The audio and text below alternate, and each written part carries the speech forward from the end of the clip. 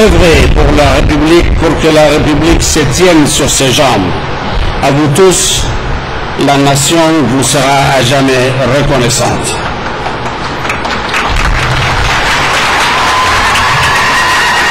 La lutte pour notre indépendance a été longue et coûteuse.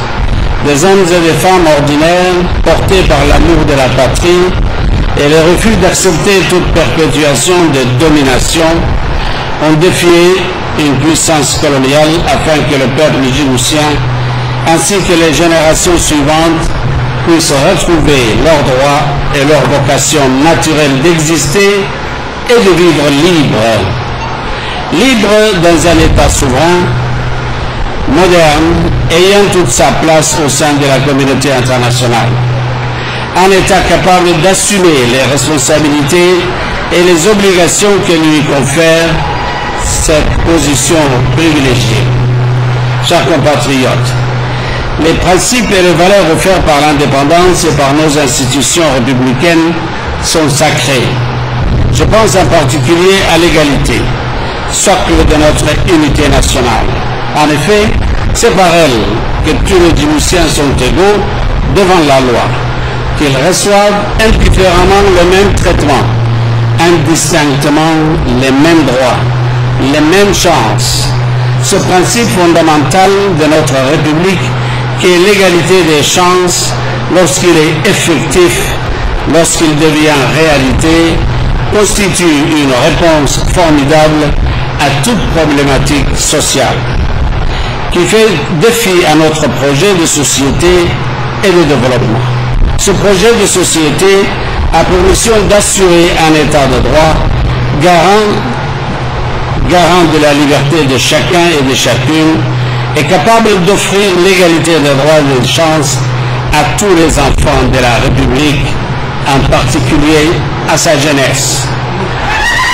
La jeunesse, trait d'union entre passé et futur, constitue une priorité pour toute nation qui rêve d'avenir. Voilà pourquoi, dès mon arrivée à la tête de ce pays, j'ai assigné à mon gouvernement l'objectif de rendre effectif ce droit fondamental en mettant en œuvre une politique globale qui ne traiterait pas la problématique des jeunes par le biais d'un seul et unique ministère sectoriel.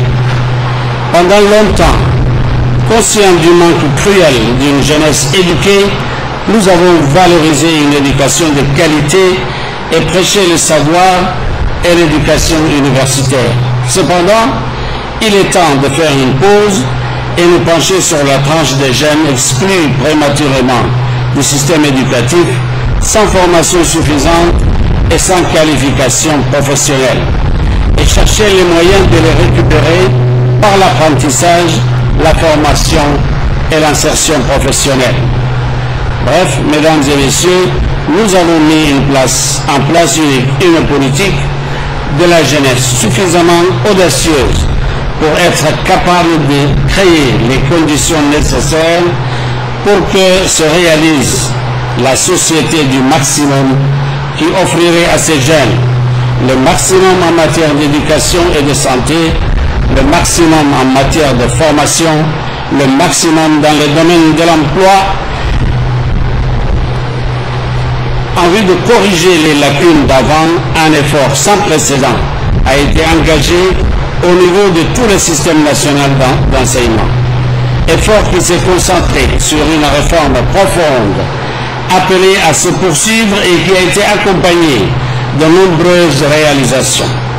En jetant les bases d'une école démocratique qui puisse satisfaire le principe d'égalité, nous avons voulu assurer à tous les jeunes un niveau de formation générale élevé, garant d'une insertion professionnelle et sociale réussie et d'un accomplissement personnel.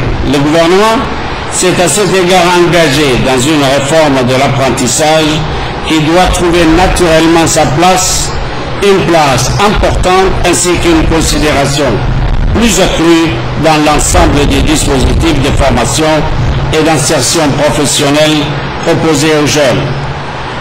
Mes chers compatriotes, Le chômage est un fléau qui frappe particulièrement les jeunes dans notre pays. Pour le réduire, il n'y a pas, à notre avis, de solution miracle. Tout réside dans une seule idée, la création d'entreprises. Il nous faut faire le pari de l'entreprise pour répondre à la problématique de l'emploi. Car notre pays est petit et par conséquent, son marché aussi. Nous arrivons à un seuil critique où notre État n'est plus en mesure d'absorber la masse des chômeurs. Pour cela, il nous faut reconnaître et encourager l'esprit d'entreprise, privilégier les projets à fort potentiel et adapter l'offre financière aux besoins des entreprises. L'industrialisation de notre pays constitue une autre réponse à la problématique de l'emploi. C'est dans cette optique que mon gouvernement s'est déjà engagé à mobiliser les moyens nécessaires pour redynamiser et soutenir l'émergence d'une véritable industrie locale, créatrice d'emplois et de revenus et apte à satisfaire la demande. Enfin, nous nous sommes engagés il y a quelques années à développer nos infrastructures portuaires et faire de notre pays un hub régional. En vue de contribuer sur cette dynamique régionale, nous devons développer des infrastructures routières de qualité afin que notre économie puisse, elle, gagner substantiellement en compétitivité. Je souhaite ici inviter les forces vives de cette nation à la conquête de nouveaux horizons, à élargir les perspectives d'avenir de ce pays. Pour cela, nous devons voir toujours plus grand, toujours plus loin. Il nous faudra avoir la vision assez claire et la volonté assez forte pour parvenir à jouer pleinement notre rôle dans ce grand projet régional qui se dessine. La lutte contre la pauvreté est un engagement long et difficile. Et il est indéniable que l'État ne pourra pas y arriver tout seul, car toute action entreprise par l'État, si elle n'est pas soutenue et amplifiée par tous les acteurs de la société, restera incomplète et stérile. En fédérant nos intelligences, nos efforts et nos ressources, nous pouvons concrétiser notre développement. La microfinance est aujourd'hui plus largement reconnue comme un levier du développement qui contribue à la lutte contre la pauvreté. En diversifiant et en harmonisant les institutions de microfinance, nous avons introduit des méthodes novatrices pour aider les plus pauvres à épargner et emprunter. Pour remédier à la faiblesse de l'épargne nationale, il nous a fallu, avec les institutions de la microfinance, développer des produits financiers adéquats, lever tous les obstacles à la bancarisation des ménages. L'appropriation du système par les femmes, en particulier, a permis de sortir de nombreuses familles du cercle vicieux de la pauvreté. En effet, de par leur leadership, les femmes ont su instaurer un capital de confiance nécessaire et vital à tout système de microfinance. Le défi de taille qui reste à relever maintenant est le changement d'échelle. La demande est de plus en plus forte. Il nous faudra trouver les moyens d'accroître les capacités de nos institutions de microfinance.